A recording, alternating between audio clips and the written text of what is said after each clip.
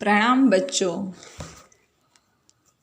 જો તમને ખબર તો પડી જ ગઈ હશે કે આપણે હિન્દીમાં ભણવાનું છે, બરાબર। હિન્દીમાં આપણે 1 થી 4 પાઠ ભણી ગયા। હવે આપણે 5મો પાઠ ભણવાનું છે, જેનું નામ છે શબ્દ બનાવો, બરાબર। ગુજરાતીમાં છે શબ્દ બનાવો। આગળ આપણે 4 પાઠ ભણી ગયા, એમાં પહેલાં વર્ણમાલા, બરાબર, વર્ણમાલા की पहचान, પછી સચિત્ર વર્ણમાલાનું હતું, બરાબર। હવે ચોથો પાઠ આપણે ભણ્યા શબ્દો की पहचान। હવે શબ્દ પર જ પાઠ છે આ પણ। તો મેં પહેલાં ગયા વિડીયોમાં તમને સમજાવ્યું કે વર્ણમાલા એટલે ક ખ ગ એ વસ્તુ અલગ અલગ મૂળાક્ષરો છે, બરાબર। તો એ જ્યારે ભેગા થાય છે, જેમ કે મેં કીધું હતું કે ક પછી મ પછી લ, તો આ 3 અક્ષરને ભેગા કરવામાં આવ્યા તો શબ્દ બન્યો ક મ લ, બરાબર। હિન્દીમાં મૂળાક્ષર એટલે કે વર્ણમાલા, તો ક ખ क म और ल यह वर्णमाला। जब इनको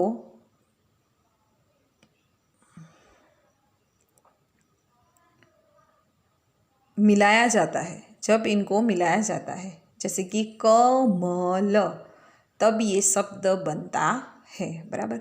આપણે આગલા વિડીયોમાં સમજી જ ગયા। તો એક મૂળાક્ષર કરતાં વધારે મૂળાક્ષર, એક વર્ણમાલા કરતાં વધારે વર્ણમાલા મળે છે ત્યારે તે શબ્દ બને છે, બરાબર।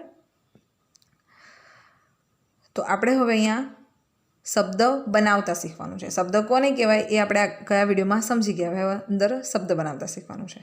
હવે અહીંયા એક ખાલી જગ્યા આપેલી છે, એ ખાલી જગ્યામાં તમે એક મૂળાક્ષર મૂકો, એક વર્ણમાલા મૂકો એટલે એક આખો શબ્દ બની જશે, બરાબર। અહીંયા ચિત્રો સાથે છે, પીડીએફ નોટમાં ચિત્રો નથી, ડાયરેક્ટ આપણે શબ્દો લખવાના છે। હવે જુઓ, પહેલાં પઢો ઓર સમજો, વાંચો અને સમજો। જો હું વાંચું છું, તમે જોડે જોડે વાંચી શકો છો અને સમજવાનું પણ છે।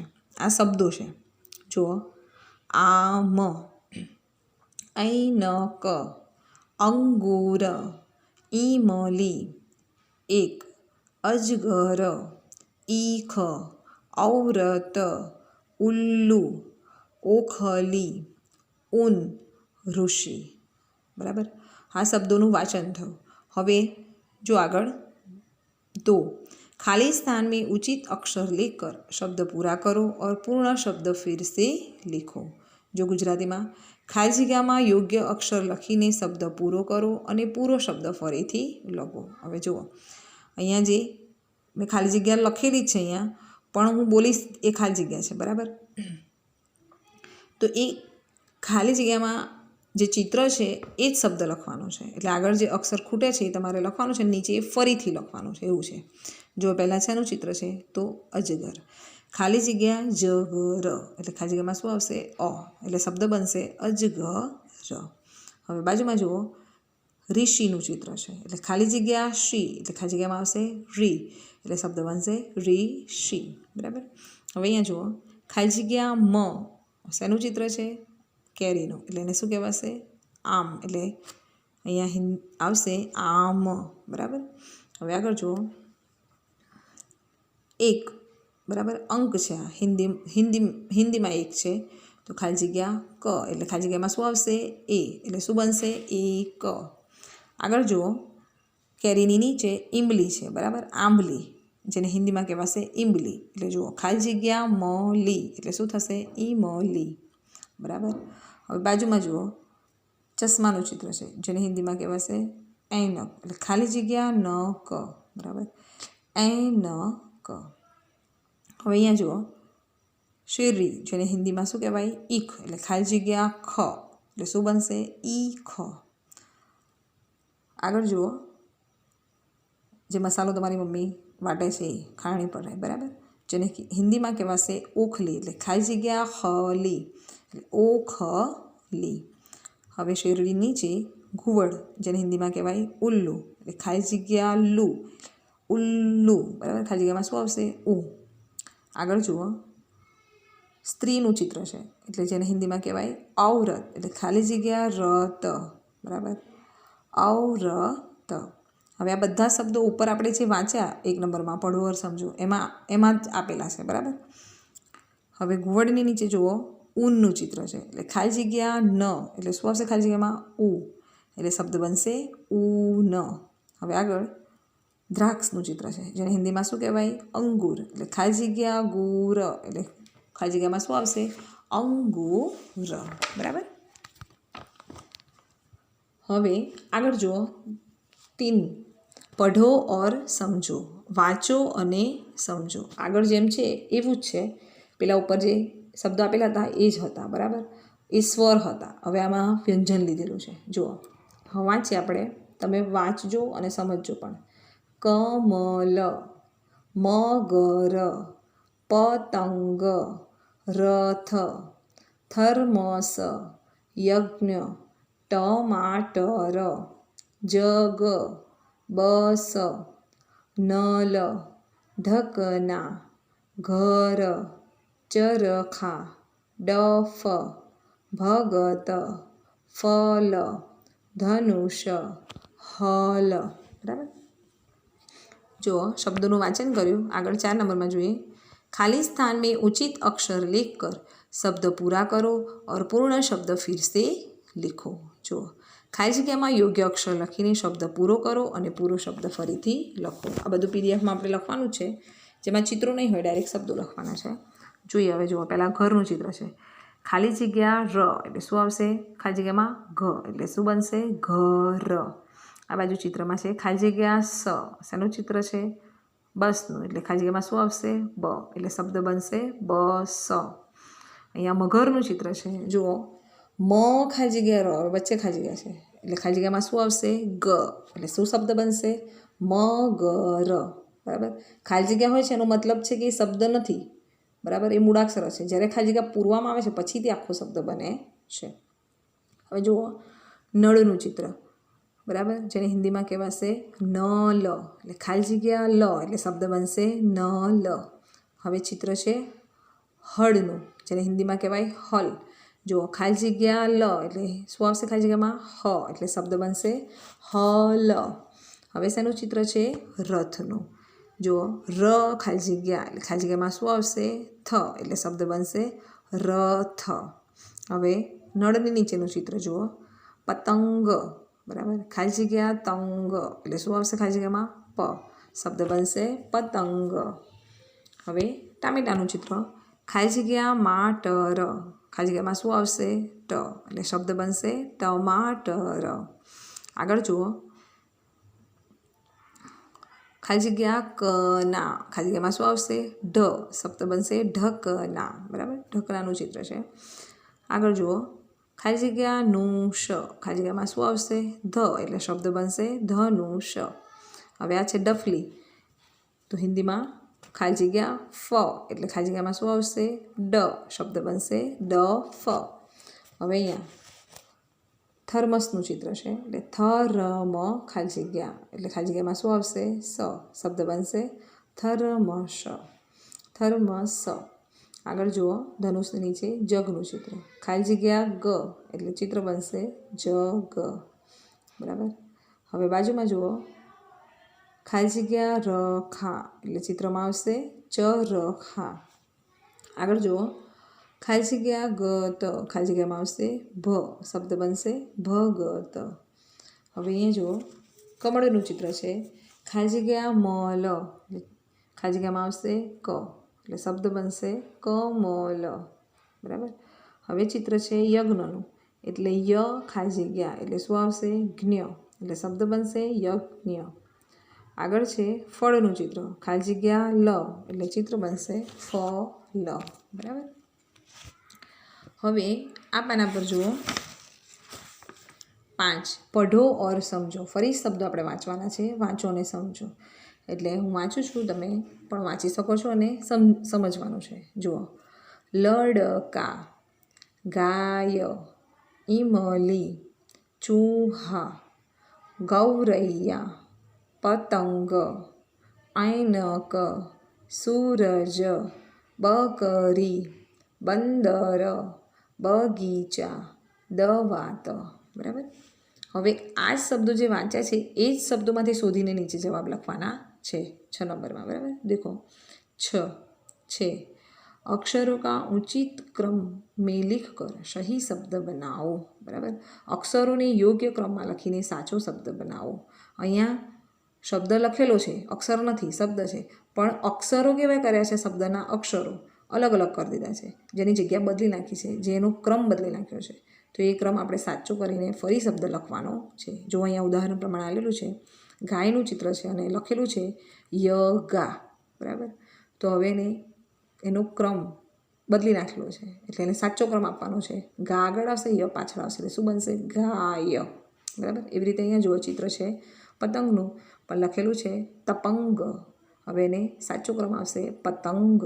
બરાબર, હવે અહીંયા જુઓ જરસુ, એટલે હવે એનો ક્રમ બદલ્યો છે. ચિત્રમાં શું છે એ પ્રમાણે જોઈએ. અને ઉપર પણ લખેલું છે, શું આવશે? સૂરજ. હવે આ બાજુ રી ક બ, હવે એને સીધું કરો તો શું આવશે? ચિત્ર છે જ આપણી જોડે, બ ક રી.